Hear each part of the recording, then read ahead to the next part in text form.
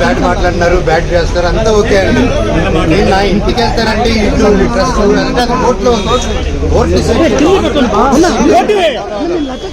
కాకపోతే నేను ఎస్ఐ గారిని, సిఐ గారిని అందరినీ రెస్పెక్ట్ చేస్తాను, అందరిని గౌరవిస్తాను. మాట్లాడాను, మేము వెళ్ళిపోతాము. కాకపోతే ఎందువల్ల ఆపుతున్నారని అర్థం చేసుకున్నాను. ఇప్పుడు నేను తాత నాన్నమ్మ సమాధికి వెళ్దాం అనుకుంటున్నాను. అదొక్కటే దండం పెట్టుకుని వెళ్ళిపోతే పండుగ పూట పెద్దల పండుగ, ఆ దండం పెట్టుకుని వెళ్ళాలని. అండ్ అంటే ఇక్కడ ఏమైపోయిందంటే చాలా బిహేవియర్ స్టార్ట్ అయిపోయింది. జనరేటర్లో చక్కెర పోయడం అండ్ హోర్డింగ్స్ ఉంటే ఇక్కడ నాది, లోకల్ ఎమ్మెల్యే నాని గారిది, సీఎం గారిది, అందరు కలిపి మా హోర్డింగ్స్ అన్ని పెట్టుకుని ఉంటే అన్ని 2 కిలోమీటర్ రేడియస్లో మొత్తం అందరూ పొద్దున కూడా డే టైంలో అంత ఫుటేజ్లు ఉన్నాయి మా దగ్గర. అవన్నీ మీకే ఇస్తాం, దయచేసి మీరు చూడండి. అంటే హోర్డింగ్లు కూడా తీసే ఎందుకు అంత లెవెల్. నేను తమ్ముడినే కదా, నేను కూర్చొని మాట్లాడదాం అన్నాను. నేను తప్పు చేస్తే కూర్చొని 10 పెద్దల ముందు కూర్చొని పెట్టి మాట్లాడేదానికి లేదు. నాకు మోహన్ చూపించేదానికి సిగ్గుపడతారు, భయపడతారు, ఏం అర్థం కాదు. హోర్డింగ్లు చంపగలుగుతారు కానీ జనాల మనసులో నుంచి మమ్మల్ని ఎవరు తీలేరు. అండ్ ఇది నా ఊరు, నా బంధువులు, నా పల్లెటూరు, నా జనాలు. అండ్ ఈ క్యాంపస్ నా గౌరవం ఉంది. ఇది ఒకరి కాంట్రిబ్యూషన్ కాదు, ప్రతి ఒక్కరు కష్టపడాము, ప్రతి ఒక్కరు కాంట్రిబ్యూట్ చేసి అండ్ ప్రతిదీ కోర్టులో మేము ప్రజెంట్ చేస్తాం. కోర్టు ద్వారా తెలుసుకోండి. అంతేగాని కోర్టులో ఉన్నప్పుడు ఇలా ఫోర్స్ చేయడం, మా జనాల్ని, మా ఫ్యాన్స్ని, మా ఫాలోవర్స్ని బెదిరియడం, మీరు ఇక్కడికి వస్తే లాఠీ చార్జ్ చేస్తారని బెదిరిస్తూ ఉన్నారు.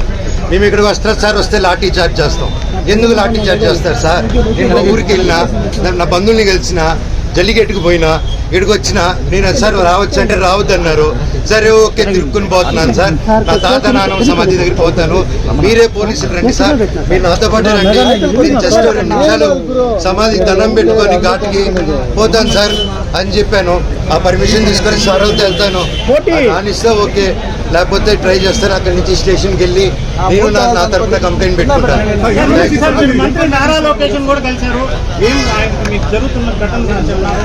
లేదండి, మేము ఏదో పర్సనల్గా తెలుసుకున్నాం కానీ ఏం లేదండి.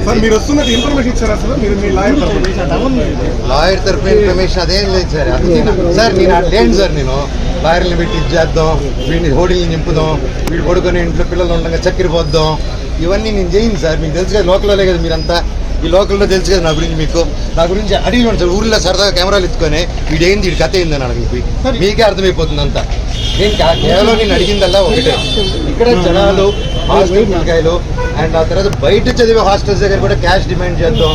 ఈ హేమాద్రి నాయుడు వీళ్ళందరూ కలిసి వాళ్ళ దగ్గర వాట్సాప్ చాట్లు ఉన్నాయి, హాస్టల్ అంతా ఖాళీ చేయడం.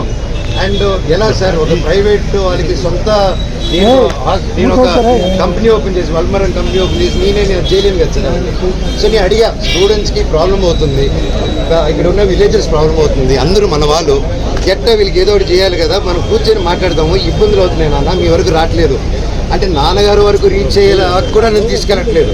ఒకవేళ వెళ్తున్నానంటే గేట్లు వేసాడు, మాకు నాన్నకేదో చెప్పాడు, మీ అందరూ కళ్ళు మొక్కడు అండ్ టక్కరి 2 సంవత్సరాలు లేనిది ప్రతి ఒక్కరు. అండ్ ఎందుకు ఆ భయం, ఎందుకు నేను ఏం చేస్తాను, ఏం లేదు కదా, కూర్చొని మాట్లాడేదానికి ఎందుకు. ఎనీవేస్ నేను గొడవకు రాలేదు, ఇక్కడ ఆపారు కాబట్టి చెప్పాను. అందరికీ కనుమ శుభాకాంక్షలు.